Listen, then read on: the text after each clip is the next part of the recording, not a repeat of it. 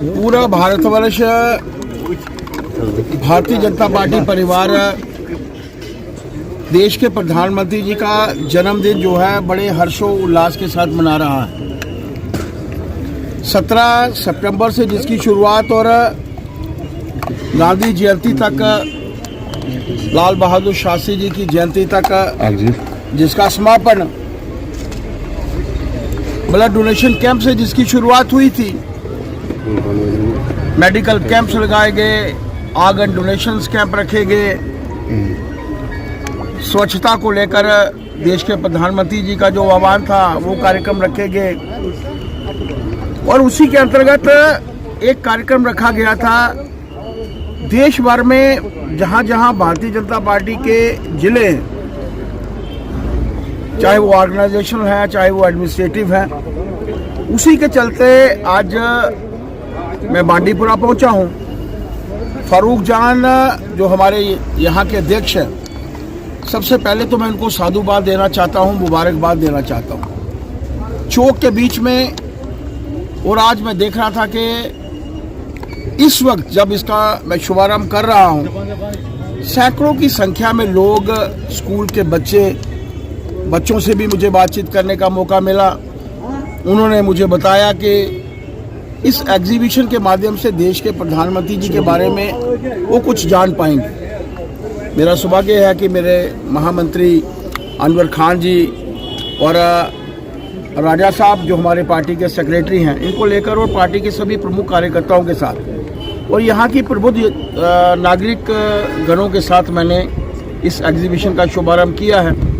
देश के प्रधानमंत्री जी ने बचपन से लेकर और आज तक जो देश को आगे ले जाने के कार्य किए हैं, सब इन प्रदर्शनियों के माध्यम से प्रदर्शित है। हम सब जानते हैं उनके माध्यम से रचनात्मक कार्य, उनके माध्यम से कोविड के समय में एक ऐसा वातावरण पूरे देश भर में बना था, लगता था कि कोविड बहुत नुकसान करेगा, लेकिन आत्मनिर्भरता की जो कल्पना हम लोग करते थे, देश के प्रधानमंत्री जी ने उसी की तरफ अग्रसर होकर वैक्सीनेशन भी डेवलप की, वेंटिलेटर्स भी जो थे यहाँ पर मैन्युफैक्चर होने शुरू हुए और कई ऐसे मास्क जिनको कभी हम लोग बनाते भी नहीं थे, बाहर से हम लोग मंगवाते थे, वो भी यहाँ पर मैन्युफैक्चरिंग शुरू हुई।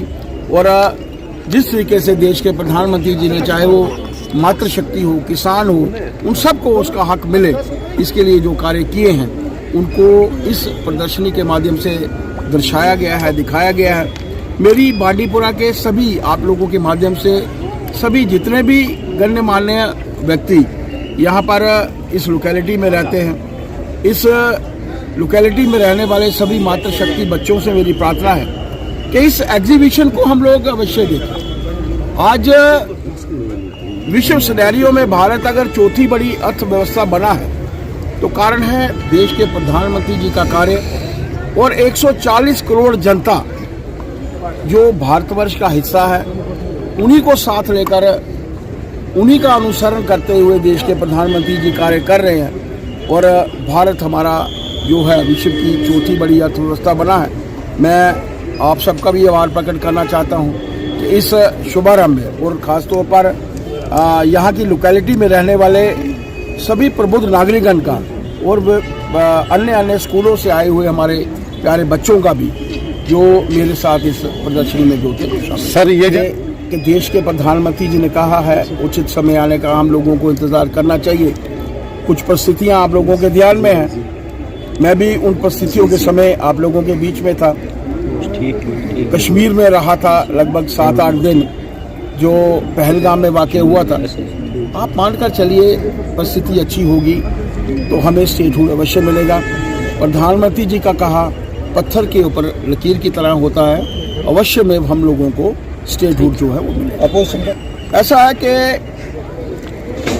विपक्ष ने समय समय पर बयान देकर, आपको थोड़ा सा पीछे ले जाना चाहूँगा, जब हम लोग सत्ता में थे, भारतीय जनता पार्टी की सरकार थी, गठबंधन सरकार थी, उस समय में भी विपक्ष में बैठे हुए यही लोग थे। आज वो पक्ष में हैं, आज उनकी सरकार है, नेशनल कॉन्फ्रेंस और कांग्रेस जो हैं जम्मू कश्मीर में सरकार में हैं, तब भी इन्होंने ही वातावरण खराब करने की कोशिश की थी। मानकर चलिए ये लोग कभी नहीं चाहते जम्मू कश्मीर में एक शांति का माहौल बने। एक ऐसा माहौल कभी आप सोच सकते थे कि बांडीपुरा जैसे क्षेत्र में और ऐसे कई क्षेत्र जहाँ पर पहुँचना बहुत मुश्किल होता था लोगों के साथ बातचीत करना भी। ऐसे समय में आज लोग देश के प्रधानमंत्री जी के साथ खड़े हैं एक ऐसे वातावरण में। वो ठीक है कि कुछ लोगों ने वहाँ का जो वातावरण खराब करने की कोशिश की है, सरकार उन पर नज़र बनाए हुए है। अच्छा वातावरण बनेगा पूरे देश भर में। एक जो माहौल हम लोग देख रहे हैं, आप ये मानकर चलिए कि चौथी बड़ी अर्थव्यवस्था बनना तीसरे नंबर वाले की नज़र होगी कि वो चौथी से तीसरे पर ना पहुँचे, वो चौथी से पाँचवें तक पहुँचे, इसलिए वो नज़र बनाए हुए हैं। अंदर के दुश्मनों से थोड़ा बचकर रहने की ज़रूरत है। बाहर के दुश्मनों ने तो हमारे ऊपर आक्रमण करके और मार खा के जो है बहुत